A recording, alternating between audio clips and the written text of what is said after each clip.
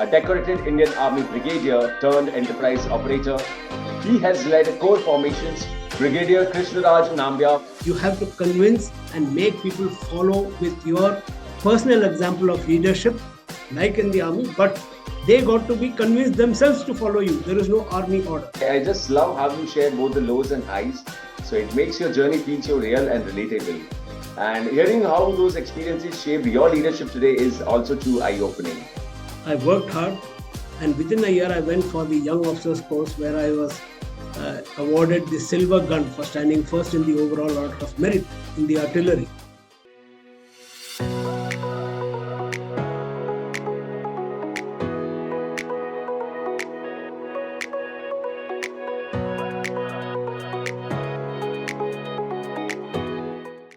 Hello everyone, welcome back to FaceTime with Leaders, powered by Directors Institute, World Council of Directors.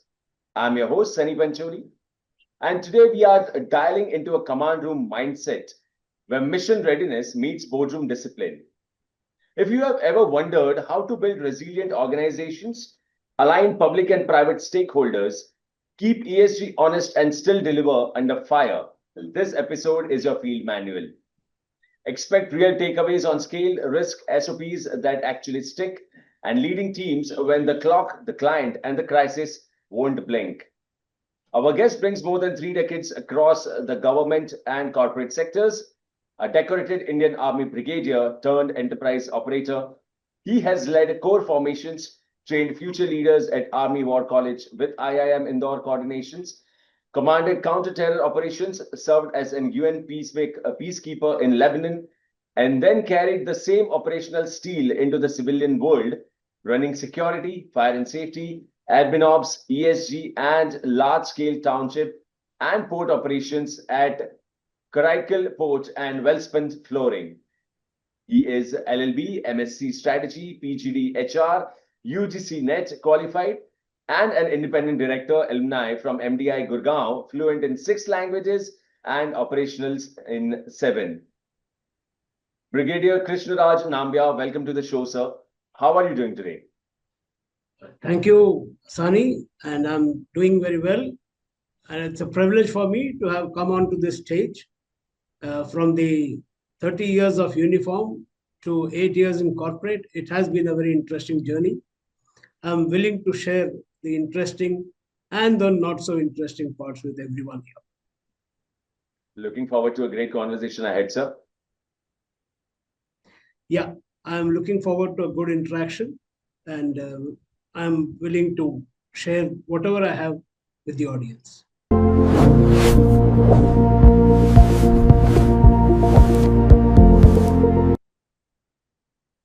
All right. So to begin with, Brigadier Nambiar, when you look back from your first posting to commanding a brigade and then steering complex civilian operations, what's the story you tell yourself about how you got here? I mean, one moment that truly tested you and one decision you are still proud of. For me, it's been a great journey from the olive greens to blue suits. I started in 1987 as a second lieutenant in the artillery after my training of National Defence Academy Khadakwasla and Indian Military Academy Dehradun. After joining the artillery, now artillery is a very potent arm which calls for a lot of accuracy. One can imagine firing a gun from point A, the round going all the way through 5,000 feet of height and various layers of atmosphere, 20 kilometers away at the forefront where your observation officer is sitting just 500 meters or 800 meters from the target.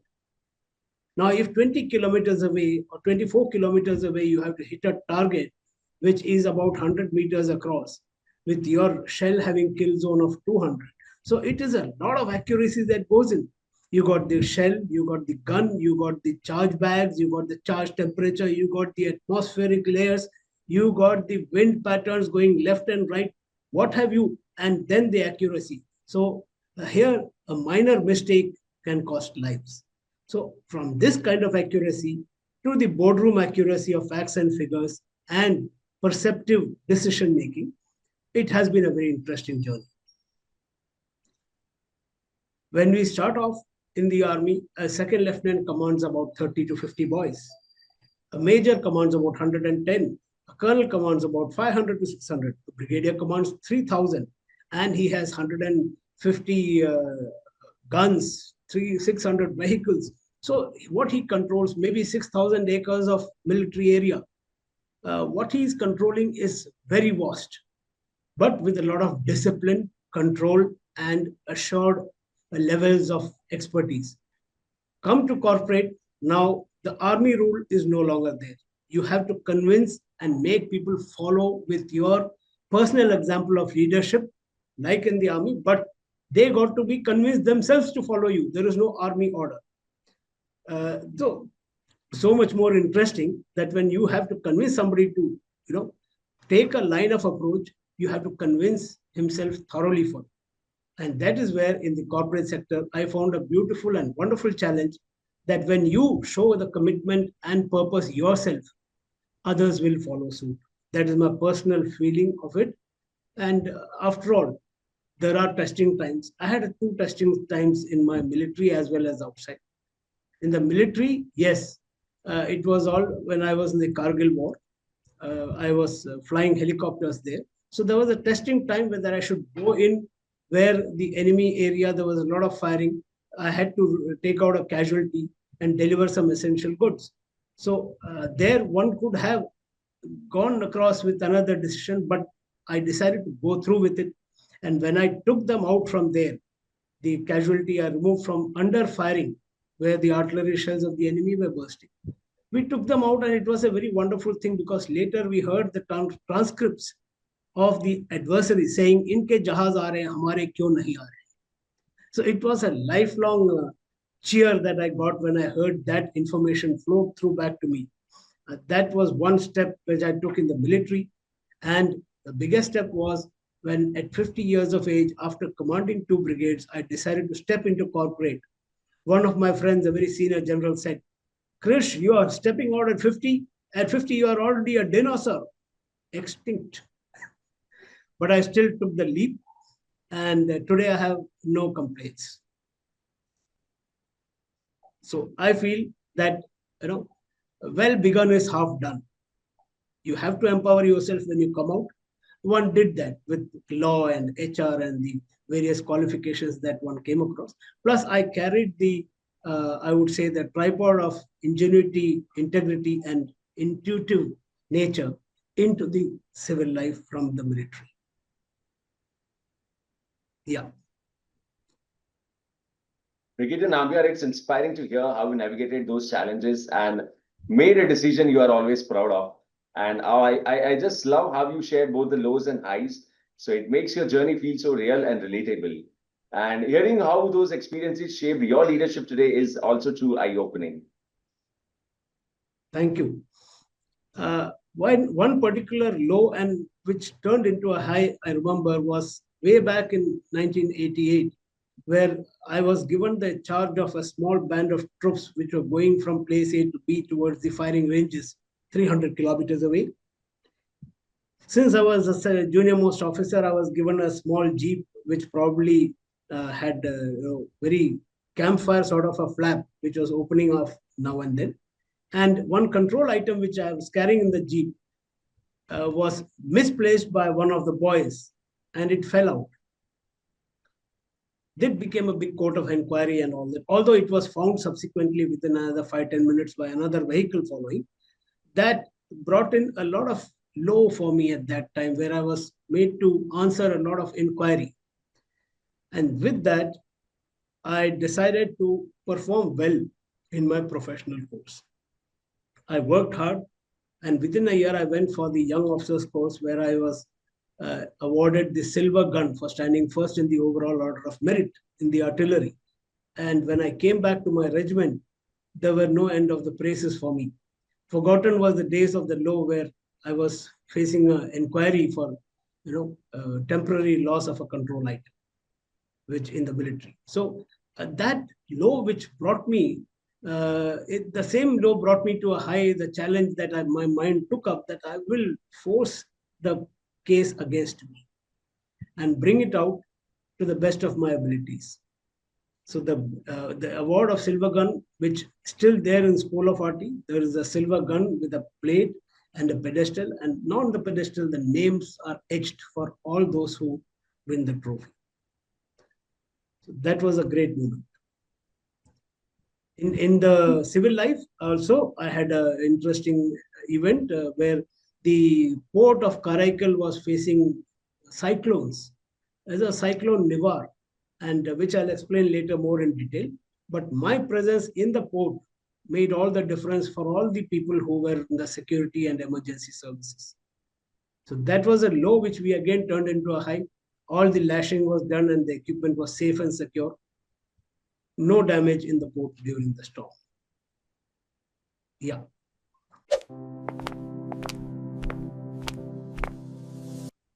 Incredible, Brigadier Nambiar. And continuing our conversation, at Welspun, you oversee a mini city: administration, security, transport, ESG, township life, and budgets all together. So when pressures mount and the numbers tighten, what operational lever do you pull first to protect both service quality and profitability? And can you share one achievement where that call paid off?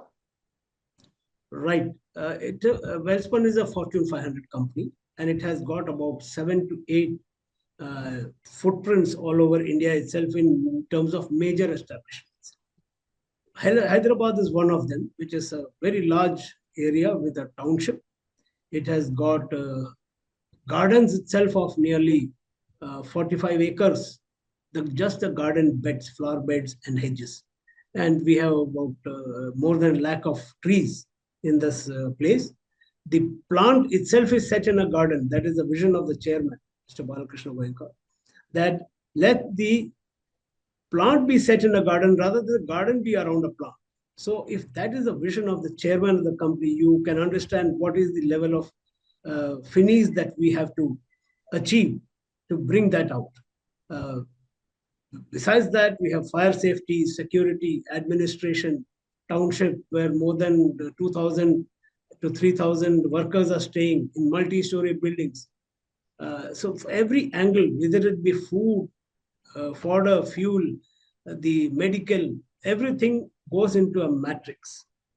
And here is where, when budgets are tight, unless you have planned and chartered out the system in a proper framework, you cannot change A, B, or C out of the alphabet. If you start hewing out complete thing by 5 or 10%, that would not be the right thing to do. Overall standards would drop. So we decided that certain parts, let's say horticulture, when the older horticulture officer left, we did not take a new horticulture officer. The manpower was saved. And by then I had got into horticulture in a serious manner. So I knew the names of all the plants, the problems with the plants, the kind of fungus that goes into the roots, the kind of fertilizer that they use, with diammonium phosphate or muriate of potash or urea or the natural fertilizer. Whether you can use the fertilizer, dung fertilizer in the summers, or can you use it in the rainy season. Everywhere, the devil is in the details. So if you have got into the details, then there is no devil.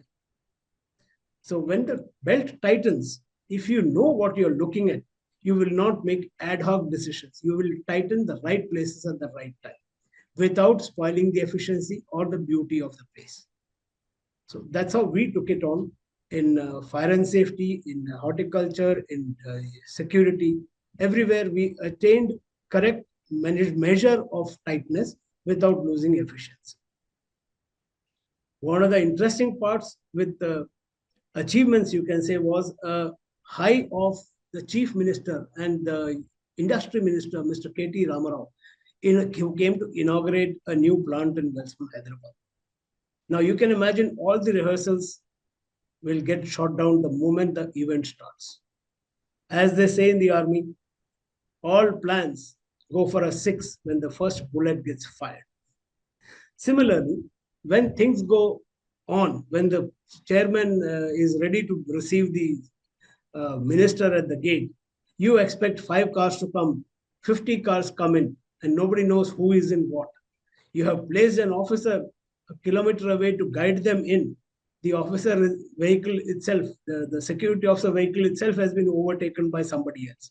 So I had made plans, plan B and plan C, that if A is not able to complete, B will take on at the gate. Do not open the gate before the entry.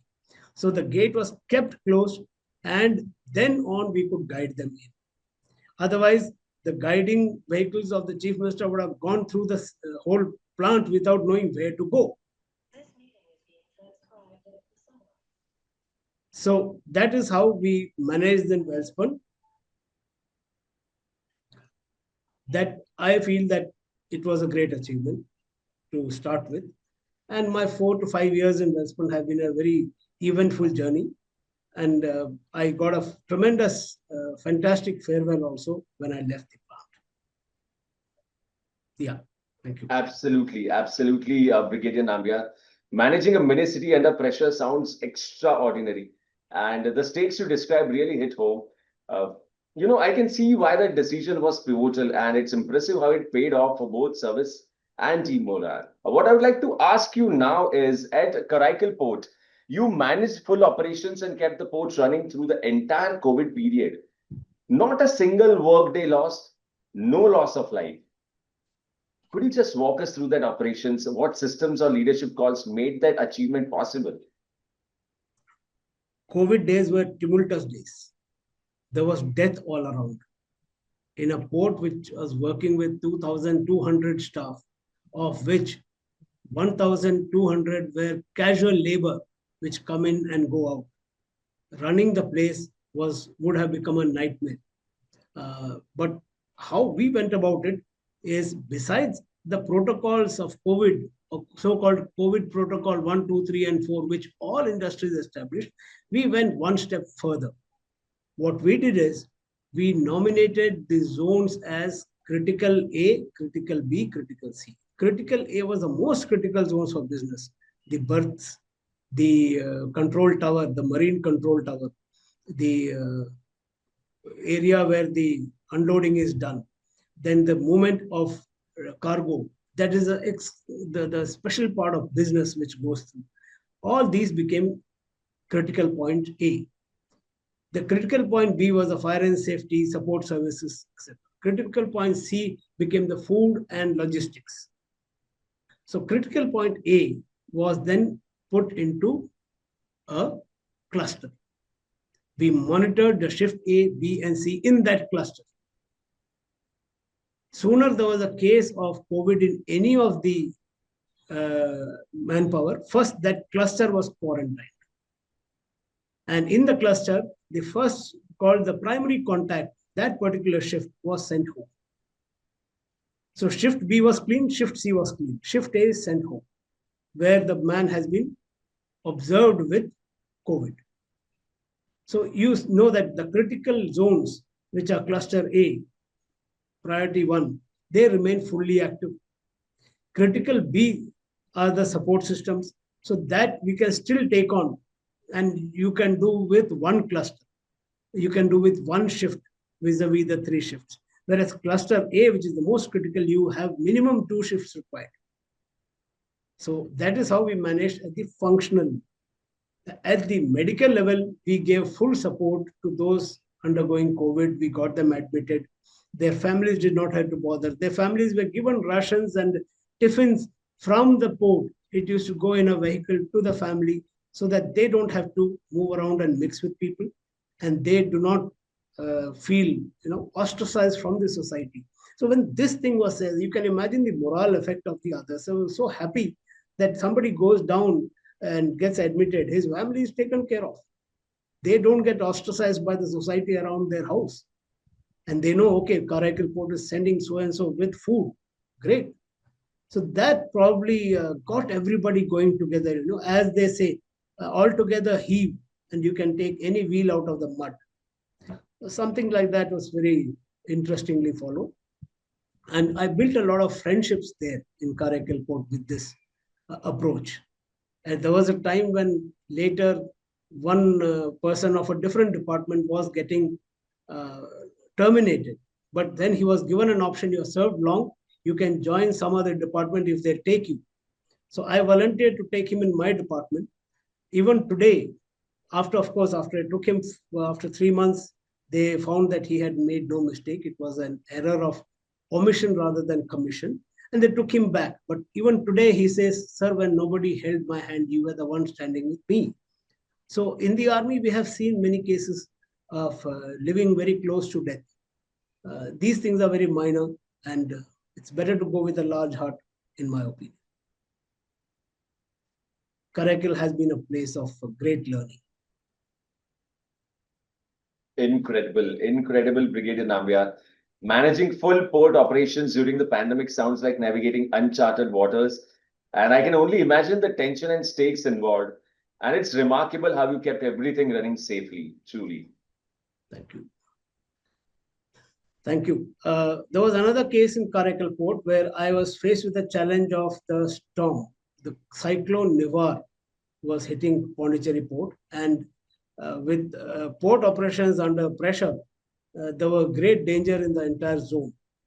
So that is where I had put a war room in place. I established a war room, brought everybody on board: the fire and safety, the security, the mechanical engineering support, the lashing and tying down of all the essential wares. The port captain got the other ships out of the port, because inside you don't keep a ship inside the harbor during cyclone. So they all went off, but the establishment of the port was in deep trouble. So we were all ready with all that. But when I came that evening, I found that not many people had fetched up. And so I immediately moved to the port myself. And then slowly all the major support systems came in place. And at the cyclone, the dead of the night, at 11 o'clock in the night, I get a call from one of the board members. He said, "Brigadier, how is it going? Where are you? Is the port safe?" I said, "Yes, I'm very much here. I am in the port and it is safe." So that was an answer he was so happy with, that I used to always get lauded by the board members in the board meetings whenever I appeared in front of them after that. They knew that there was a trustworthy person sitting himself in the port, leading from the front. And that is what military teaches you. Courage in danger is half the battle won. So if you start with a good size of courage, you won half the battle. Rest will be, it will come in as you go by. Yeah. Absolutely, Brigadier Nambiar. So, taking our conversation ahead and talking about the ESG, ESG compliance has been part of every role you have held. Many companies treat it as a report, and you have made it operational. So, what's one measurable ESG initiative you implemented that genuinely changed performance, environmental, social, or governance-wise? Environmental, social, and governance. Well, the three, I would say, tripods of a good business. In port, since it's a cargo unloading port, you can imagine that it is full of environment problems. And the neighboring villages had complaints of coal dust floating into their houses. So we went in for very large pillars, very high poles, 30-meter high, and covered the entire area with that fine green cloth, 2 layers of it. And since it is acting like a sail of a ship, we had to first put a mesh of wires behind it so that the pressure and load is taken. And it cost us about 12 lakhs, I remember still. The establishment had a complete set of sort of a curtain. And the curtain we used to keep changing every 6 months. But as a result, the coal dust no longer went out into the neighboring villages. And the villagers were happy, the compliances were met, and the state board also was happy. Pollution Control Board, they call it PCB. They were also happy with the performance of the port. We cleared almost all the audits. Come to Welspun, which is a much larger organization, where we are heading for zero air and zero water compliance. No polluted air, no polluted water. No polluted water because no water goes out of the plant. There is no effluent efflusion. There is an effluent treatment plant which treats 100% of the water, and the sludge is recycled into the furnace for the boiler. It's an interesting thing. One has to see that to believe it. And second part was we are using coal for the boilers earlier. For a better carbon footprint, we went in for the rice husk. Warangal is a rice bed of Andhra and Telangana. So Telangana has got Warangal. So from there we used to get the rice husk, and rice husk had got good calorific value. It may be you may be using 2 or 3 times of coal when you use rice husk, but it was a very environmentally friendly thing. And we use rice husk, and therefore did away with the non-renewable source of energy called coal, which is the bane of environment today because the carbon release. So these two were major things. Although there are higher guidance from the company to implement it correctly, I feel proud that we were one of those vital elements in the wheel. So it was a great achievement for all of us. Seeing you seeing how you turned ESG from a reporting requirement into an operational achievement is truly remarkable, Brigadier Nambiar. And I can only imagine the hurdles you faced and the strategy it took to implement it successfully. It has never been easy to implement something which is a compliance level matter, because everywhere there is some interest pulling you away from it. To keep it financially viable, one has to be on the ball, as they call it. So when we go for the environment, it is not just the air and water. It is how you use your resources and how you achieve the governance. Governance is not just sitting on the board and declaring the salary of the top people. Governance is right at the grassroots level.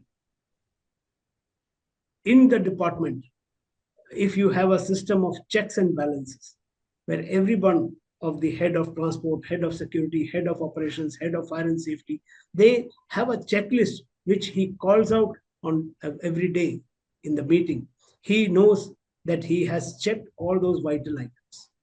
Without checking, he cannot speak, because tomorrow or day after, when things bounce, he will be laughing with the other side of his mouth. So he knows he has to check it. So that is a checklist system we started. So everyone brings out his own vital factors, speaks it out. When he speaks it out, the other departments learn from it and adjust their requirements accordingly. So you have governance at the grassroots level going. When this is seen in a standing conference where everybody calls out his pluses for the day, things like when the transport is going, the next day the transport officer calls out. There were 3 transport which went with 55 passengers each, and there was no one standing in the bus. So you have got the safety belts and everything is under control. You have ensured that should there be a mishap because of somebody else's mistake on the road, none of the employees have got hurt because you ensured that they were always sitting. It may be a report, but here the man is checking and reporting every day. So that is where a hard and fast system of management starts from the grassroots. It has been a long journey, not just for the books, but also for work on ground. Absolutely, Brigadier Nambiar. All right, so time to shift from strategy mode to rapid response. And the next round, which, we will have quick question and answer round, which we title as rapid fire round. And you have mastered this whole segment. So this is kind of, firing range that we offer to our audiences. And let's get one-on-one on this. Yeah, please go ahead. So my first question to you is, what's the first thing you do the moment you wake up? When I wake up, I straight away come, have 4 or 5 glasses of water and prepare myself, put on my rig and go out for a brisk walk and some exercise. That lasts about 1.5 hours. That is the first thing I do every day, even on tours. Okay. That I believe that between 5 and 10 is the most productive time for a person. And when you go for an hour and a half of exercise, of which 45 to 50 minutes would be a brisk walk, you have planned your day by yourself and war gamed all the possibilities where you will have to pay special attention. So the whole day has fallen into place by the time you come back home by 7 o'clock. So Absolutely. that's the first thing. Okay. So moving on to the next question. If you could wake up anywhere in the world tomorrow, where would it be? I feel I'm in the right place. Simply put, because I have no such wish regarding a surprise. I have achieved all through my personal work, and I'm happy at the place I am, and I'm sure life will bring out any advancements as and when they come. They're most welcome. All right. So next question. What song instantly lifts your mood no matter how tough the day be? Song. I like this song of Anand. ये शाम मस्तानी मदहोश किए जाए मुझे door कोई खींचे तेरी ओर लिए जाए. It always elevates your mood because you got a kite flying in that. And another song which was जिंदगी कैसी है पहेली हाय कभी ये हंसाए कभी ये रुलाए. But then रोते हुए आए थे हंसते हुए जाएंगे. Actually, that's the philosophy of life. Great, great, great. Okay, moving on to the next question. When you are not working, where can people usually find you? I generally have an interest in books, indoor and outdoor. I'm a squash player. So I like my squash. I used to play golf, but I will probably take it up later in life. Keep slightly busy nowadays. Squash, or if I am indoors, I am in the library. I have my own library at home, and I have an interest in books, history, literature, philosophy, all of them. Nice. One food item you simply can't resist, no matter the discipline. I love vada. That is that South Indian vada which you have with coffee. It is a oily food, but then it has got its own cleanliness and attraction then when it comes on the banana leaf with a chutney. Absolutely. Delicious. Okay. All right. So next question. If you could invite any three people, living or from history, to dinner, who would they be? Start, yes, Einstein. One, he's a genius. Columbus, who sailed across and found the Americas. He's a great explorer. And third would be probably Galileo. I have a great interest in astronomy. I used to do a lot of stargazing at night.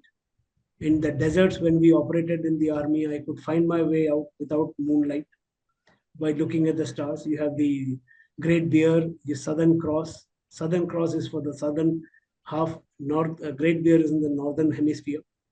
So you had the cluster, the Cassiopeia. You had a whole lot of constellations which have their own value. I used to do stargazing when I was in Karaikal. So yes, the third person would be Galileo, who made his own telescope and proved and said that Earth revolves around the sun. He got chastised by the church nonetheless. Yeah. Yes. So Galileo, Columbus, and Einstein, all three geniuses and all three are explorers. So what's one habit from your army days you still follow religiously? Apart from workout or apart from your morning routine of going on a brisk walk? Okay. Yeah. One thing I brought out into the corporate is what I have partially covered. That is, organize the system of responsibility. The responsibility comes with answerability. Delegation may take place, but your responsibility stays with you. I encourage my team and their subordinates to delegate whatever they want, but do not share the responsibility. The responsibility still lies with you.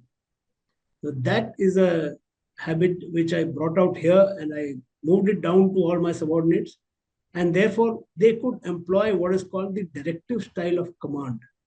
Directive style of command means that everybody works in absence of orders, knowing the vision of the director. So when there is no orders, it doesn't mean the work will stop. Work will go on in the line of the vision of the company, the vision of the director, vision of the managing director, chairman. Everybody knows the vision first. So first they should know the vision, then they can delegate, but keep the responsibility with them. So they have to check and come back. At the same time, efficiency is achieved by people working at junior most levels on their own. That's one thing we carry. All right. So that was kind of a masterclass in between rapid fire round. Great. Moving on to the next question. What's the best piece of advice you have ever received and from whom?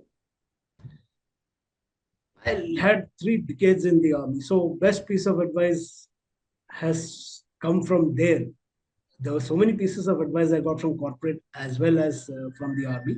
But the best piece of advice was from a flying instructor of mine who said, I need to build a little bit of background for that.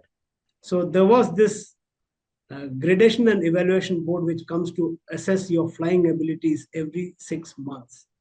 You have medicals every 6 months and your abilities of flying are tested every 6 months. There is a check sortie every 6 months and your gradation as green, white, green, master green, A, B, and C. Those grades are given and sustained and maintained. So when it comes, you are given certain tests and certain classes to conduct. So I remember that I was told to conduct a class. So while it went off well, my instructor felt that I could have done better because he knew me and I had got 3-4 jobs for that function, for that gradation board duration. So probably I could not put in full effort, which I should have, for that particular class, which I was to take in front of the gradation board. At the same time, my flying management was also with me. The safety and fire aspects were with me. Everything was fine. But this place, he felt I didn't put in much effort as it would have been required. And then he told me, remember, Krish, opportunity comes disguised as hard work. So that was a lesson. Again, one of the lows, partial lows of that time, which I carried with me very close to my mind and heart.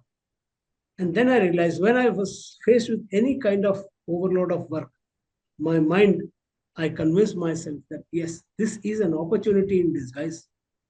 Don't look at it with a frown. Look at it with cheer and optimism. So that was a great lesson. Wow, that's incredible. Okay. All right. So the last question of the rapid fire round. And between the sea, the sky, and the mountains, which one truly feels like home for you? The best place I found is in God's own country. I belong to Kerala. I have a nice cottage where my nonagerian father stays, 90-year-old man, full of spirit. He is also an ex-soldier, a veteran. And he's always in high spirits. And that environment there is so alluring that if you want to go and let your hair down, that's the place. So anywhere I go, I've served in mountains, I've served in deserts, I've been at the sea coast, I've been a helicopter pilot, and I've flown 1,500 hours in the glacier and in other operations, Kargil War, etc. But when it is a place where I need to just chill, I fly down to Kannur, my hometown.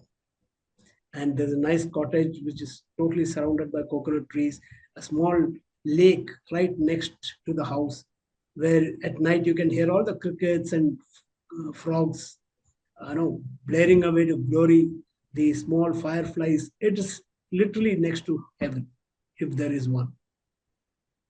Yeah.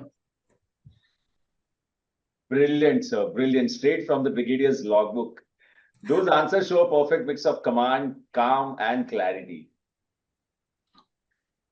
I'm glad that we got an opportunity to speak. And there is so much more in life. but I'm sure I can keep continuing to share with my friends, colleagues, seniors, and subordinates. A great achievement, or not an achievement, a great frame of mind has been there with me always. And all my previous bosses have now become my friends. Whether it be in the army, the two of them are generals. In fact, two of them are governors of state today. I have served under the Arunachal governor as a lieutenant colonel when he was a major general in about 20 years back. So even today, I am in touch with him, and he is in touch with me. So I have two governors, two, three generals, army commanders. Then I have people in the corporate, the large leaders of the society in Hyderabad, uh, pilot, port captain who is working now in Dubai. All of them are my friends, and I think that has been the biggest good fortune that I have got from my career path so far, and a happy family at home. Great. So before we wrap up, I would also like to discuss the challenges that the industry faces. And with your decades of experience, uh, Brigadier Nambiar, the infrastructure and logistics sector, whether it's ports, construction, or large-scale estate management, often deals with massive budgets, multiple vendors, and layers of regulations. So, where do you think unethical practices or scams usually creep into the system? And how can strong governance and leadership prevent them before they start? You are right. There are a lot of places where scams can creep in, especially when you're out to keep things very tight and finances are tight. And so the vendor level, he feels that he has been shortchanged. And it is at the vendor level that the loopholes creep in. At the vendor level, let us start with logistics. If you have logistics, then there is somewhere that he's cutting corners. For example, as a small example, we have vehicles coming into the warehouse and unloading. Now he's bringing cotton, bales of cotton, which we are using for the spun lace and such material. That sometimes come in stacked very high in the lorry. On the road, he will pay off some people, and if a policeman stops him, probably at the constable level, he will grease the palm and bring it. But when it comes inside the plant, he might strike somewhere and drop something. The vehicle may overturn and kill somebody. So this is where, at one level in logistics, the transportation needs to be taken care of. Unethical loading of vehicles may take place. But when it comes in the plant, we insist that it has to follow the right norms. But this is one level. It's not very visible. Only when a truck overturns, and unfortunate if somebody falls under it, that all hell will break loose. So the devil is again in the details, that you have to take care that if there is an SOP laid, it has to be followed. That is in the logistics. There are many more in logistics where you go for a lower bid, and so instead the lowest bid, we institute a system of technical bid also. Before the commercial starts getting the lowest, corruption or in malpractices that creep in, logistics have already covered. Then comes the HR part of it, the manpower.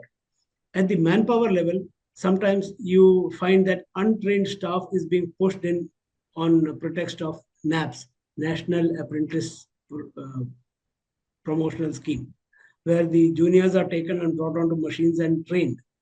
It's a Ministry of Skill and Development promise that we train some part of the local population on machines. So when you do that, then if you're not careful, untrained boys, untrained women will get pushed into the system. So that place, you have to check that they are coming in with proper shoes, helmets, jackets, and everything. Sooner this goes into a lapse, somebody will get injured on the floor. So this is where again cutting corners has crept into the system. So this can be done This can be corrected by a good security who are on the ball and who keep a track of people inside using the control monitoring systems. So these are major flaws that creep in. And third, which is the operational part of it, operations are generally well managed. I have not seen much of loopholes in that. Fire and safety, you might find loopholes creeping in when, if you are not very careful with the engineering department, like you have an eye wash fountain. Everybody knows that in a plant there is an eye wash fountain. If there are fumes and somebody's eyes are burning, he has to wash it. Whenever there are chemical handling, there's an eye wash fountain. Now, the eye wash fountain is a leg press. You press the lever with your leg, and the fountain throws water into your eyes as you bend onto the basin. But if you are not careful, and if your boys have not been following up the management and the maintenance, you might find that the RO pipeline has been disconnected and it has gone into the regular tap pipeline. And you're getting to wash your eyes with tap water rather than the RO water. So the water has to be clean. So what I'm saying is that these minor things, if we don't keep track of, during the repairs, the dangers will creep in slowly. So auditing and controls are very much big, important levels of safety.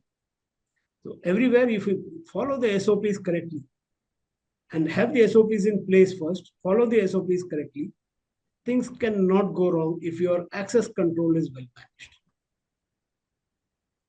If somebody is working at a height, if it does not have a belay and a safety line, then the work has to be stopped. So we empowered those people to stop the work. A fireman could stop the work. If they don't stop, the photographers and the contractor was blacklisted. This ensured that all 4.5 years that I was there was not a single casualty of death, neither any loss of limb. I have a great pride in saying so that during my watch on the bridge, the sailing was smooth. Yeah. Absolutely, Brigadier Nambiar. And understanding where unethical practices can creep in really highlights the stakes you deal with. I can see how your leadership and governance measures were crucial in keeping operations transparent and accountable. Thank you, Sunny. Transparency again goes hand in hand with the leadership motto. When the leader himself is forthright, everything falls in place. If the leader is visible, people themselves do their work joyously. If the leader is following what he says, as they say with children, your children are not listening to you, they are watching you. Right. Same applies in the office. Your subordinates are not listening to what your orders are, they are watching you. If you order that everyone will eat in the canteen, not at the desk, and if you yourself are not eating in the canteen, probably you have found another place to eat. So it is, a hand-me-down, as they call it. You sow what you reap. And therefore, when you speak, you have to mean what you speak. If you don't mean what you say, don't say it. Because people are watching you and not just listening to orders. If you are clean and straight, they have no complaint. They will do their job and go back happily home.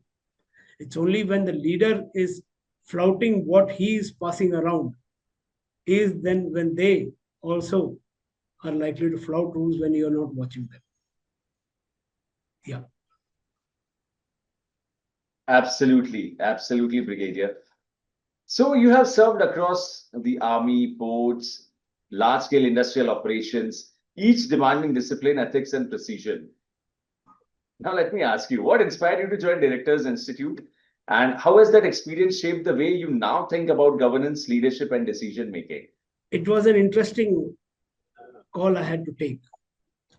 When I left the army 8 years back, after 30 years in the service, having gone through the stages of captain, major, a CO, a commander, a brigade commander, everything, then I, as a parting shot from the army, did an MDI course on independent directors.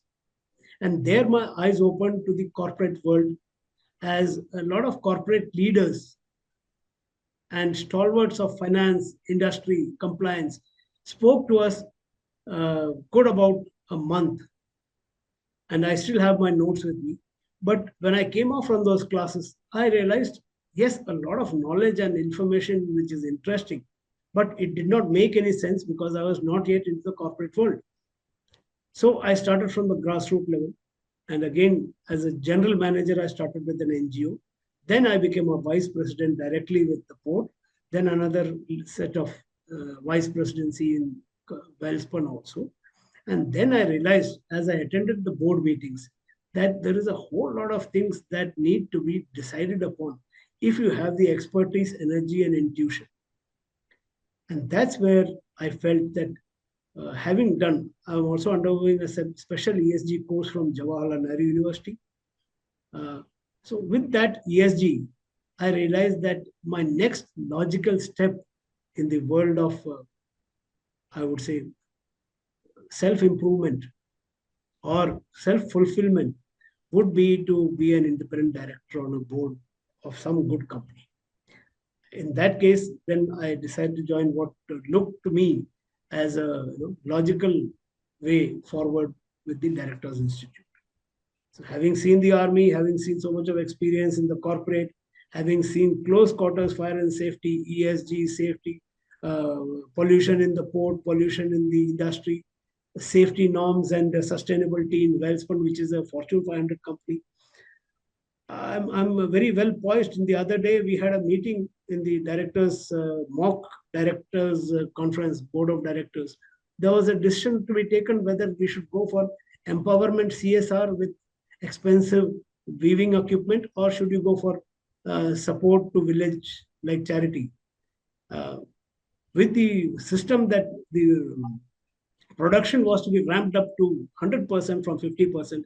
I said, where can you spare those costly equipment? They will be they will be, under heavy duress, just producing your 100% of the production targets. So if you cannot achieve something, don't promise it. So I took a norm that I took the stand that we should not go for empowering CSR yet, till we are comfortable with our ramping up of production. Otherwise, it will just be lip service. So that gave me a one first-hand opportunity that this is how probably decisions have to be taken correctly on the board of directors. I have experience in port. I have experience in stevedoring, in NGO. I have experience with textiles, 3-4 types of textiles. And I think I'm reasonably well placed to positively contribute to decisions of a board. So I decided to take on with Directors Institute. Absolutely, Mr. Brigadier Nambiar. Your motivation to bridge operational leadership with governance insights really stands out. And, let me tell you, this has been an absolutely inspiring conversation. A rare glimpse into what real leadership looks like when it's forged through discipline, service, and decades of experience on the ground. So, Brigadier Nambiar, your thoughts on governance, transparency, and ethical leadership were a powerful reminder that whether it's a battlefield, a boardroom, or a business estate, it's integrity that truly holds the line. It has been a very pleasurable experience for me also. It's a privilege for me to speak to you, Sunny, and share with the audience whatever lessons of life or achievements that I have been able to gain by being in the corporate for the last 8 years. Like my friend said, you're taking a very big step. But today, after 8 years, I can look back and smile and say, okay, it was worth it after all. Thank you. Thank you so much for sharing your stories, your insights, and your honesty with us today. It's been a genuine privilege having you on FaceTime with Leaders. Thank you so much. Thank you, Sunny. All the best. And I'm Sunny Pancholi, your host, and to everyone listening, thank you for tuning in. If today's episode taught us anything, it's that strategy wins missions, but integrity wins wars. So thank you so much. On that note, I take your leave, and you have a nice day.